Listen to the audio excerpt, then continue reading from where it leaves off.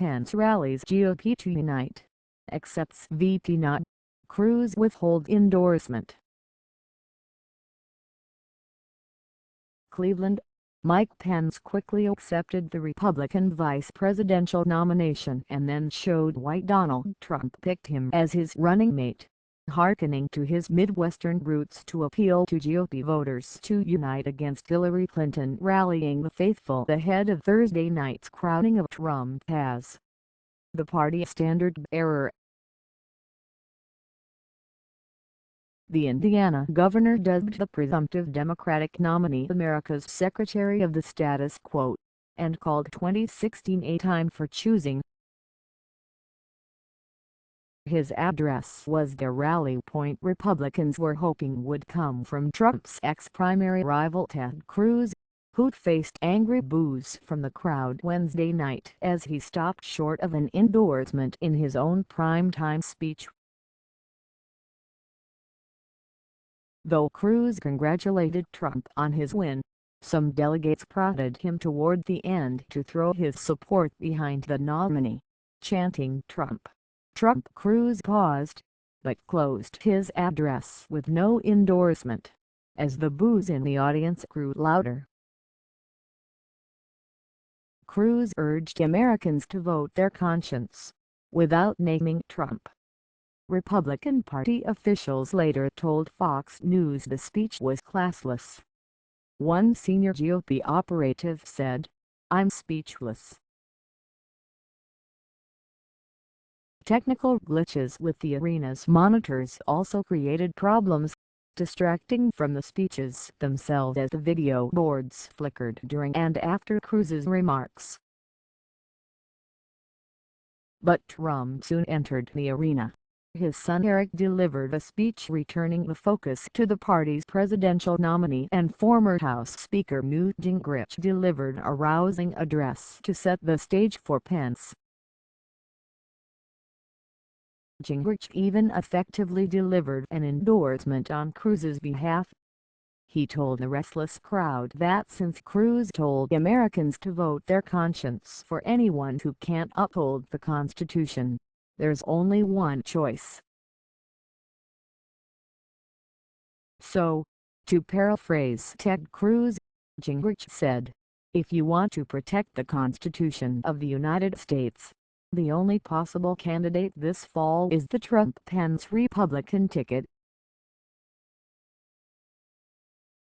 Drawing a sharp contrast between Trump and Hillary Clinton, Pence then echoed the message of party leaders the night before: "It's Trump or Clinton in November, so pick a side."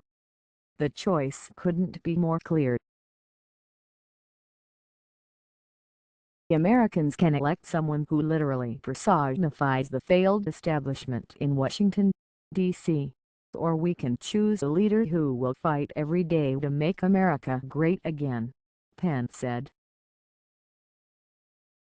He added, "It's change versus status quo, and my fellow Republicans, when Donald Trump becomes President of the United States of America, the change will be huge." Pence, for his part, set the stage for Trump to deliver his nomination acceptance speech on Thursday's closing night.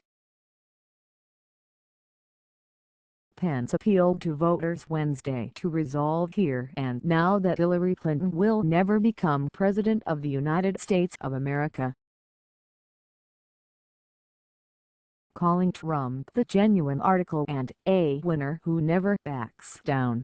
He also said Trump is the candidate to confront radical Islam, cut taxes, grow the economy, shrink the bureaucracy, enforce immigration law, and appoint Supreme Court justices who will uphold the Constitution.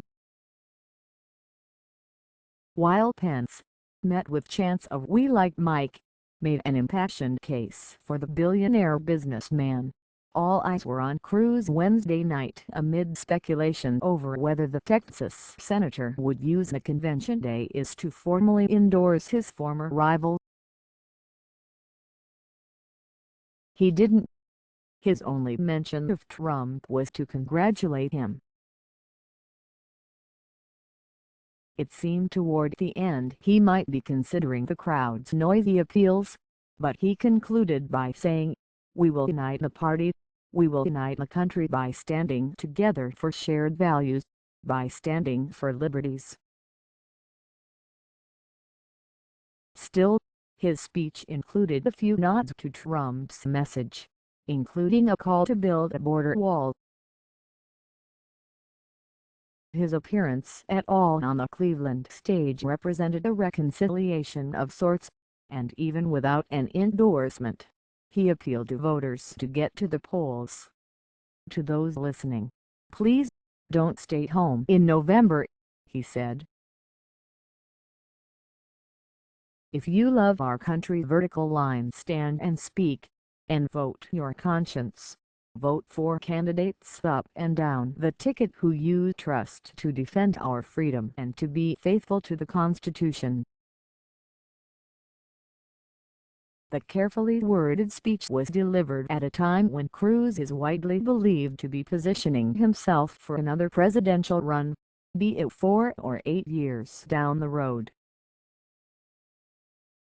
He is no doubt mindful that a full-throated endorsement of Trump could haunt him in the next cycle, and it seemed unlikely by Wednesday morning he would deliver one, when Trump campaign manager Paul Manafort offered no expectation of that happening. The non-endorsement reflected the nastiness of their own primary battle, one that saw Cruz and Trump square off all the way into May in a rivalry replete with name-calling and trash talk.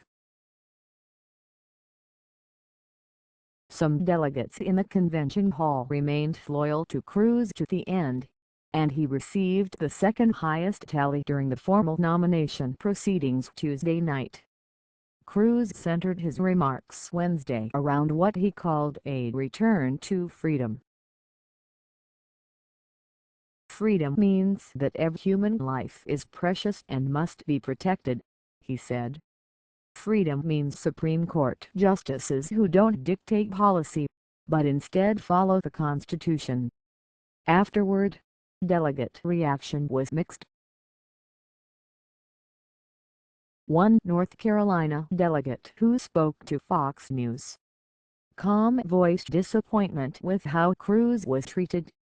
The Texas delegate said Cruz hurt the party by not endorsing.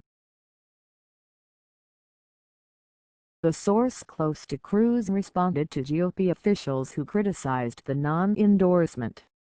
"It's not classless to compliment Trump for winning," the source said. "It's not classless to highlight areas of policy where they can work together like border security, trade or fighting ISIS. It's not classless to call on all his supporters to not stay home but turn out." Another ex-primary candidate, Marco Rubio, made a brief appearance, via video message, right before Cruz spoke, saying, "The time for fighting is over." Former 2016 candidate and Wisconsin Gov.